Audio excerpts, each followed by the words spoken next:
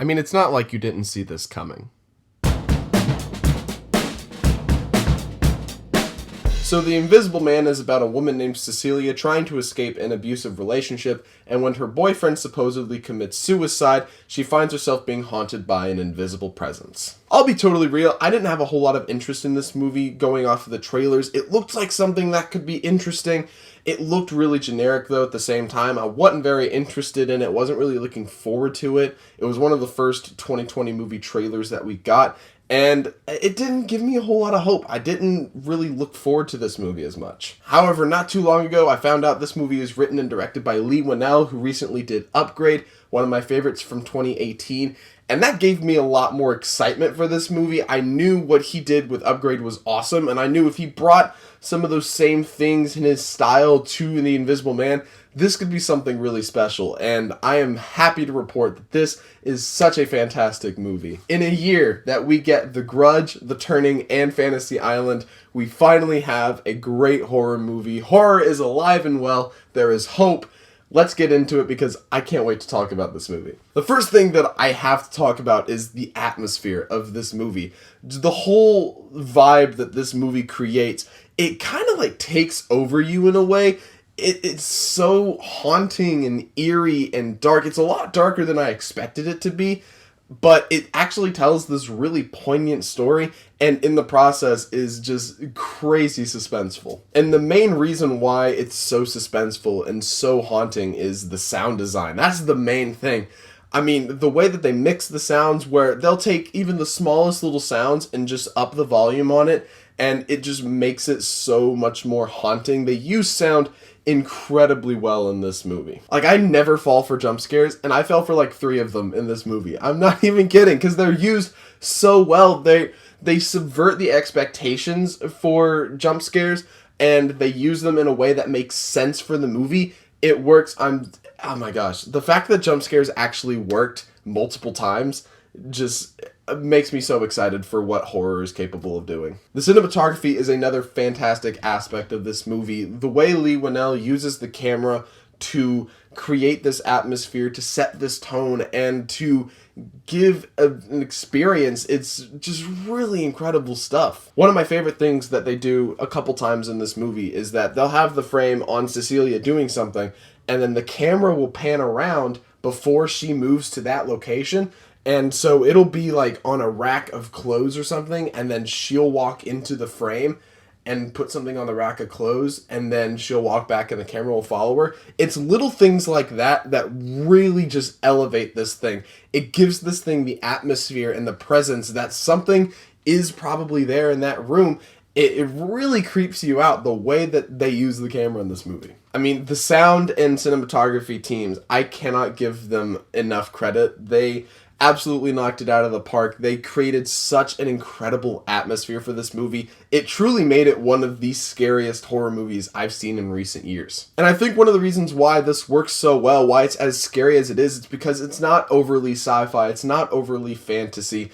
It grounds itself in reality, and it plays by reality's rules, and I think it works to the benefit of this movie. It makes it a lot more scary and a lot more suspenseful to watch. I cannot go another second without bringing up Elisabeth Moss, who plays Cecilia in this movie. She just knocks this one out of the park. She's so good. She's gotten a couple other roles in Hollywood. She was in Us, which was really good.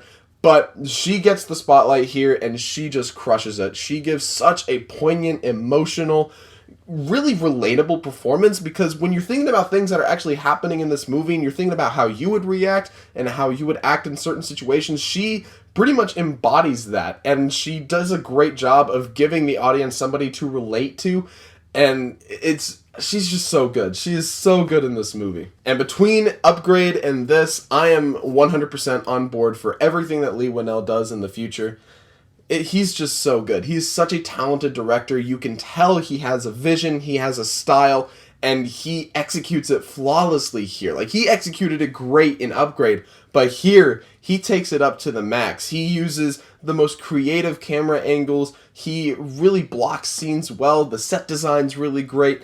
He just really takes control of his stories and he just pulls it off so well. This is such a fantastic movie. And his writing here is also fantastic. The story is just really poignant and emotional, and it feels like something you could relate to. Not on this level, of course, because, I mean, it is this horror movie. But like I said, it does ground itself in reality. It feels like something that could actually happen to an extreme, if that makes sense. I don't really have a whole lot of flaws that like stick out. I guess there are some things that ride off of a lot of conveniences, but that's just movies in general. Everything can feel like a convenience, but that's part of the story, is that sometimes things happen in a certain order. And there are some things involving security cameras that don't quite make sense. Like they'll use security cameras in some parts in the movie, and then there's like one scene in a restaurant where they don't really use security cameras, and so it feels like if they'd used security cameras there, the whole movie would have been over. They would have understood what she was saying. But I mean, it works for the movie. It's not something that like completely ruined my experience of the movie. It's something that kind of stuck out, but it really didn't bother me. I think this is a fantastic movie, and if you are a fan of horror, suspense, thriller, you have to check this one out. And I'm going to give The Invisible Man a Gold Star award.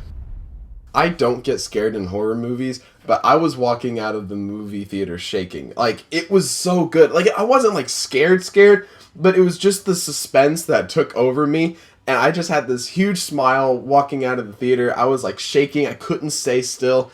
It was just fantastic. This is such a great movie. Alrighty, so that's going to do it for my review of The Invisible Man. If you've seen it, give me your thoughts down in the comments below. I'd love to hear what you think about it. Be sure to subscribe, hit the notification bell. You'll be one of the first ones to know when I upload a new review. I'm going to be reviewing the Impractical Jokers movie in the next couple days, and I'm also going to be doing something new where I do some quick reviews for movies that I didn't do actual reviews for. So stay on the lookout for that in the next couple of days. It'll be coming your way. There's like 5 or 6 movies that I talk about there.